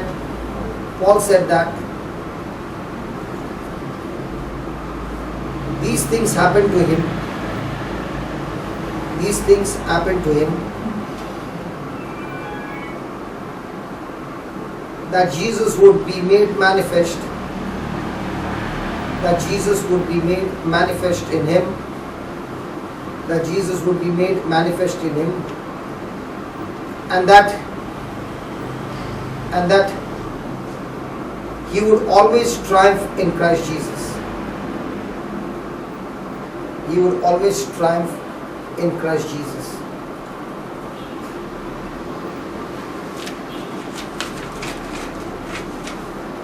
Praise God. How many of us want people to see Christ in us? All of us. Now, will it happen without endurance? Will it happen without bearing the cross? Because we want to show Jesus in our happy moments. Hello. We want to show Jesus, the healing Jesus, the deliverance Jesus, the teaching Jesus. But we don't want to show Jesus carrying the cross. So where's the true power of God? In the cross. So the more and more we bear the cross patiently, endure it with love and joy, the more and more the life of Christ is manifest in our life. And in that comes the crown of life. Praise God. So how many times when God gave us an opportunity to get into, we ran away from that place? What is the human nature? To preserve himself. What is God's nature? To give up himself. Now which one are we? To preserve? Then you are not going to endure. You are going to make everybody other endure for you. Hallelujah. But if you are truly in Christ, then you will say, I am ready to take the cross and go to the finishing line. Amen? Amen. And because we are not ready to endure, the devil enjoys that and all the time comes and keeps punching us, because where there is no endurance, there is no power. And that's why he is able to attack us again and again and make our life more and more bitter, more and more miserable, because instead now you are a victim. And if you are a victim, the devil will hurt you more. When we were in school or in college, there were some students who were very timid. What did the other students do? But did they ever bully the one who is a tough guy? No. So you either think what you want to be. You want to be timid? The devil is going to bully you every day and make you cry every day. But if you are going to say, Lord, I am ready to go through endurance, now you are becoming the tough fellow. Now when the devil comes, you are fortified, your walls, your gates and everything, and now you can face his attack and not get into his attack and not get defeated in his attack. Praise God. So will endurance help you to get victory? Yes. All this time, there would come a thought, how much more to bear, man? So many years I am bearing, how much more? Now all these years you are bearing, but tell me one thing, were you bearing for Christ's sake? Or were you bearing for your daughter's sake? Come on. When it is for Christ's sake, you are enduring it with joy. When it is for some other reason, for some consequences will happen, or because you are going to lose something, now that's not endurance for Christ. That's endurance for your self-gain. There you won't get the victory. There you will be only murmuring and grumbling. Praise God. Thank you, Jesus. So write down Proverbs 25:28. Yeah.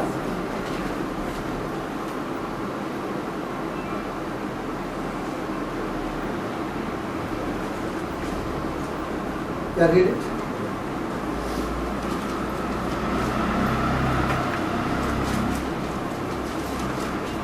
Are you happy that you came? I'm going as fast as I can, you know. I'm cutting off so many things because my time is running out. He that hath no rule over his own spirit, He that taketh no, he that hath has no rule over his own spirit, is like a city that is broken down and without walls. So if I have no rule over my own spirit, okay, and I'm vulnerable, then I'm like a city without a gate and without a walls. The enemy can strike me all the time. But if I'm having a rule over my spirit, enduring, bearing, and fixed on God, now I've built a fortified city. Now when the enemy comes, he cannot pass through that fort because of endurance and submitting to God's word. Hallelujah. That 25 minutes, what you went through, the enemy tried his best to break through the wall, to make you open your mouth and give a piece of your mind. Okay? But he said no. You kept your walls strong. What happened? Everything turned in your favor. Not only turned in your favor, when that favor came, you also asked, can I go to Goa? Even before I asked, he said, He said it, please go to. Now see, there's always a reward. Whenever you are going through endurance, normally in the natural, can you tell me, would you get a permission to go to Goa alone, leaving the kids behind? He will say, have you gone crazy? That man from India is crazy. You also became crazy. Da da da da da da da. Now when he saw you, a different attitude, he said, if she's going for 2 hours and she's coming so good, why doesn't she go for 5 days? She will come back excellent. Praise God. So in endurance, you are building up a wall. Now the enemy who had come to attack you, you learned God's way. Not only you defeated the devil, you also got a reward which you are thinking, when should I end? You can't ask any time, no. The mood should be good, right? Yes. Hello, the mood should be good, right? Yes. And now when the mood was good, the permission was granted. When did the mood become good? He came after the party. He came after the party. He must be the good. God bless now. If that was so, everybody will go to the party and come back. So we can write down in Proverbs 32. There is only 31, 32. That you go to the party and come back, you will be in good mood. Hallelujah. Praise God. That's what the world thinks. If I go and I'm so stressed, so what do? Take 2 pegs, go to sleep. Because after you get up from your sleep, the problem is solved. Yes? No. The problem is worse. Now the problem is not only there, the hangover also is there. Hallelujah. Hallelujah. So write down. We are like a broken city.